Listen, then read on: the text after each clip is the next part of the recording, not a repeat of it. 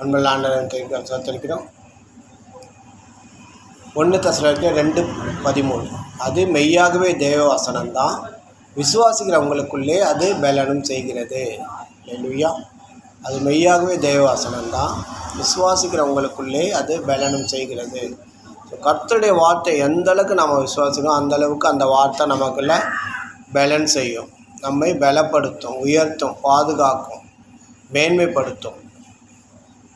நீ ஞானத்தை தழுவிக்கொண்டால் ஞானம் உன்னை தழுவிக்கொள்ளும் நீதிமொழி. அந்த மாதிரி கர்த்தருடைய வார்த்தை எந்த அளவுக்கு நம்ம விசுவாசிக்கிறோமோ, விசுவாசத்தில் பலனோ வல்லவனோ ஆகும்போது கர்த்தருடைய வார்த்தை அதிகமாக நமக்குள்ளே பலன் செய்யும். வல்லமையும் ஜீவனும் கொண்டதாக இருக்குது அவருடைய வார்த்தை. அதனால் நாம் ஆட்டோமேட்டிக்காகவே நேச்சுரலாகவே கர்த்தருடைய வார்த்தையை விசுவாசிக்கும் போது நம்ம பலனாக காணப்படும். உலகத்தில் அவனை காட்டணும் உங்களோட பெரியவன்.